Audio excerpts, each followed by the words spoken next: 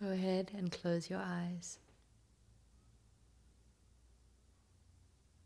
Drop your shoulders away from your ears. Allow the muscles in your face to droop down. Unclench your jaw. Take a deep breath in.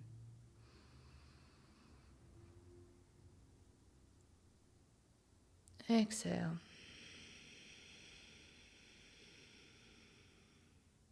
Go ahead and open your eyes. Welcome back to Mindful Moves. I am so happy that you're here. My name is Dan, and I'm going to be taking you into probably the most fascinating episode. This is something that I am so passionate about. As you know, I love the brain. I love how it works. I love human beings and why we are the way we are. Because you know what? If you understand why you are the way you are, you're just going to help yourself at the end of the day. So I'm going to dive right into it. Imagine me at 17. I'm 17 years old. I'm in school. I am facing some really, really intense exam times, right? And what I used to do at that age, I would see, okay, I've got 6 weeks until my maths exam. Now, I was really just not a maths person. And I would know, okay, it's in 6 weeks' time. That means I need to double down now. I need to study. Cool.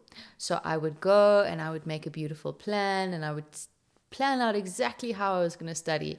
I was going to study for 2 hours in the morning and 2 in the afternoon and 2 at night. And then when I have extra time, I'm also going to study and I'm going to do extra tests. Okay. So I make this amazing plan. Best believe it's highlighted, color-coded, beautiful, stunning, appealing to the eye. I'm super keen to study maths. All of a sudden, it's 2 weeks later. Now I've got 4 weeks until the exam and I didn't do anything. I kind of did a few things here and there. Okay, now I'm fine. It's chilled because I tell myself I'm just going to make another plan that's more efficient because now I have to calculate in all the hours that I didn't do for the first 2 weeks. But no problem because it's highlighted and it's beautiful. So I do that again. I hang it on my wall. It's 2 days before the maths exam. I have no clue what's going on. I feel so overwhelmed. I feel so freaked out. But you know what I also feel? I feel comfort. I feel comfort in that process because at the end of the day, that's what I usually did. That was my rhythm. That was how I got things done, or not done in this case, because I only liked putting my attention into things that I enjoyed. And I didn't enjoy studying maths. No, the exams, just not what I was looking forward to. Fair enough. But that was my form of self-sabotage. Self-sabotage is our number one fan. And a lot of people get that wrong. They think self-sabotage is a negative thing about yourself. I used to be like, Dans, you suck. You're self-sabotaging. Listen to the language as well. I was so mean to myself. I'd be like, of course you're not going to do well in maths. You're not even putting in the hours. You're not even following your fancy highlighted plan. Until I got onto my journey and I started, number one, realizing that self-talk was so negative, not helpful, no. The second thing is that I started becoming really intrigued with the mind and how it worked and why we wire the way we do. And I started looking into self-sabotage because I saw it as a negative habit or trait or personality trait of myself that I wanted to get rid of. So I started researching this and I realized something so important, and I'm so happy to share this because I'm really hoping that someone on their journey who's been incredibly hard on themselves realizes that there can be a switch. Self-sabotage is our number one fan because it is actually trying to protect us. When you try and set out onto a beautiful life that you've always wanted, or you want to change certain things, not everybody wants to change their whole life, maybe they just want to change a few things.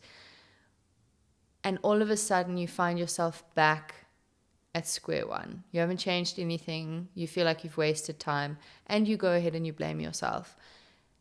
Self-sabotage is actually trying to protect you. Now, let me describe why. There's a part of your brain, I'm going to keep this very simple. There's a part of your brain that really, really does not like change. So as you've heard in the earlier episodes, we're busy trying to implement, I hope everybody's enjoying it, using breath once a day for 5 minutes, if you can, 10 for this month, right? That's our nervous system regulation tool of the month.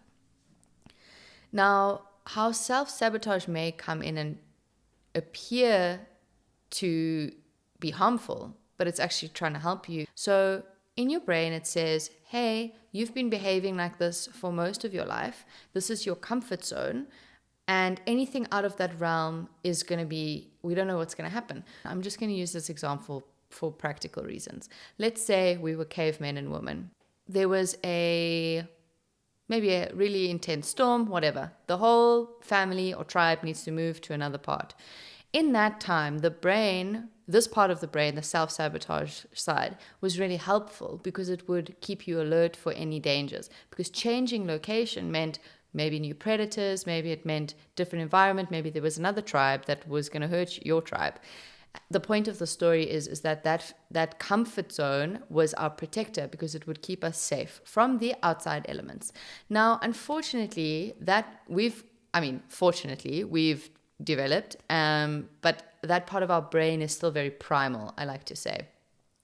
And that part of our brain is saying, hey, Daniela, if you step into your power, they don't know that it's a positive thing, my brain part.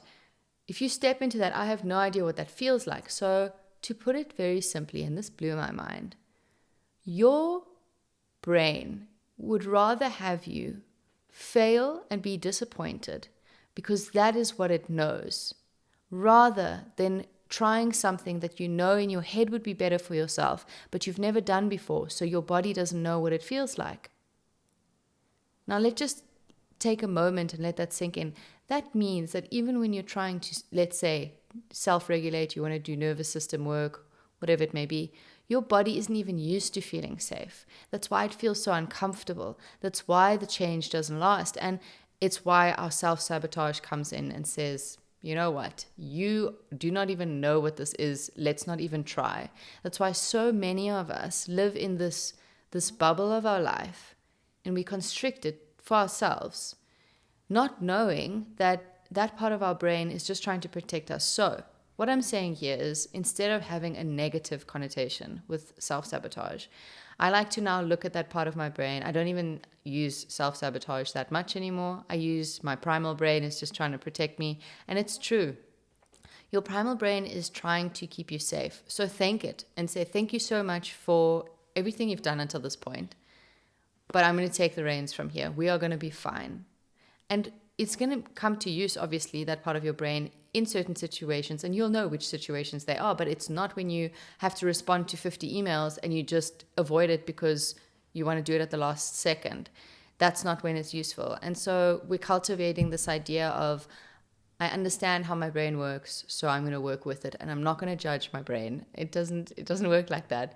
So this really helped me. This shifted my mentality. So I stopped procrastinating or doing things at the last minute, even though it took me years of just, doing that repetitively. I would always procrastinate, do something at the end. I would do really well because I'd put in a lot of effort at the end, but it wasn't sustainable. You burn out. It's just not advisable.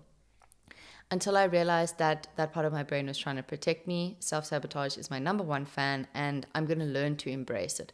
So now, in a practical situation, let's say I have a work project and I've set myself a goal of getting it done in 2 weeks. I now implement it in small chunks into my everyday because I know myself, I know my brain, and I know that it's susceptible to saying, hey, let's just, let's put this off for another day, let's make a plan with lots of highlighters. That doesn't work. I've gotten into a rhythm of doing rather than thinking about doing. I obviously owe it a lot to the people I'm surrounded by and the mindsets around me.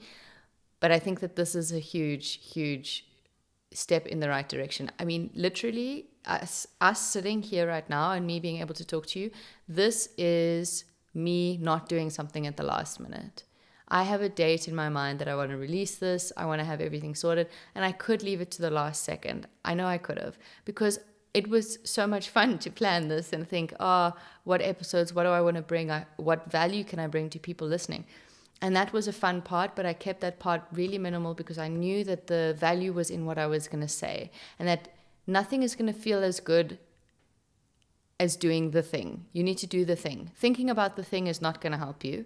Planning about the thing is not going to feel good. Doing the thing is going to help you and make you feel good.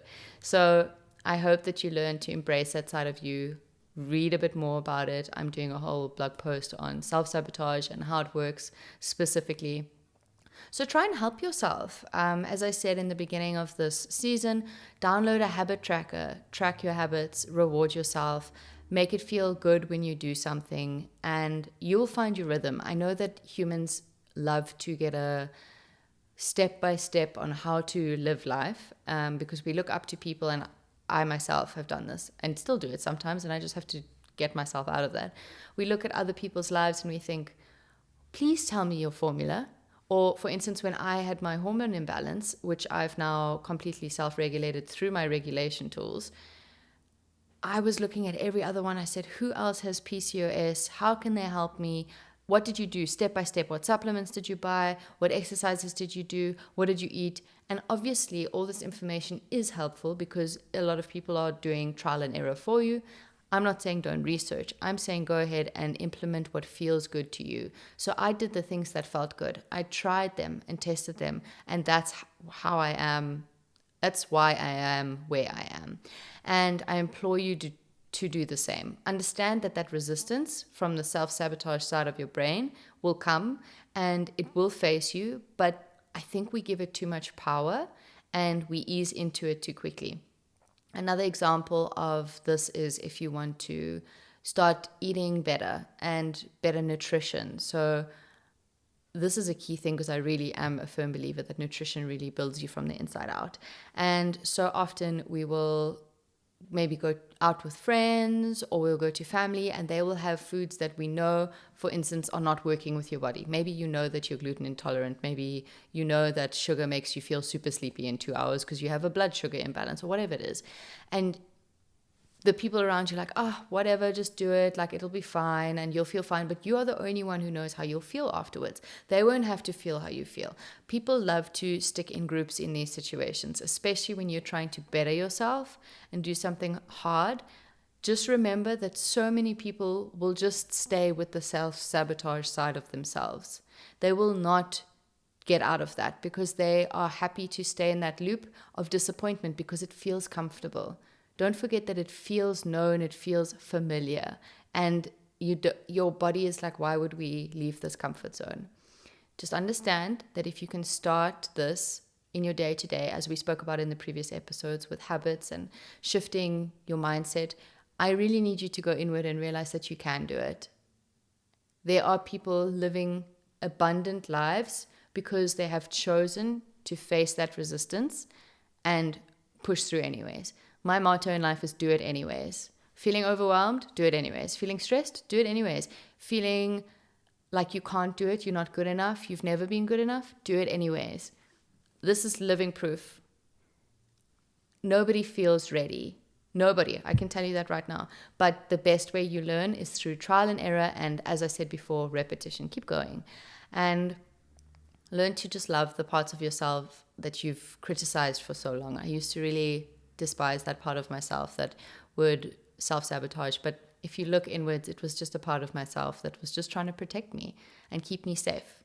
So say thank you and understand that you can face that resistance and you have these micro moments in the day, in every moment, to make a decision for yourself. And choose the one that brings you peace. I know that often we are seeking to be better, but that's just a word that we've made, and it makes you, I don't like that word personally in my journey, because it made me feel like the person that I wasn't good enough, but she always has been. And I really think that that's an important thing. Choose the thing that brings you peace. Ultimately, I believe that that's the new luxury in life. I think that having peace is luxury. I think having a quiet mind is luxury. And if you can cultivate things that regulate your nervous system, if you can take on habits that are going to make you feel good, as we mentioned, that's what you're going to cultivate. You're going to cultivate peace. So with that in mind, aim for peace, non-judgmental, and understand why self-sabotage is actually trying to support you. It's pointing out exactly where your comfort zone is. How lucky are we to know, wow, okay, that's where I need to That's where I need to push myself. That's where I need to break free and face my resistance. Thank you so much. Remember that the light that you're constantly seeking outside of yourself is waiting to be acknowledged within. Thank you so much for being here. It was so lovely to have you, and I'll see you next week. Have a beautiful day.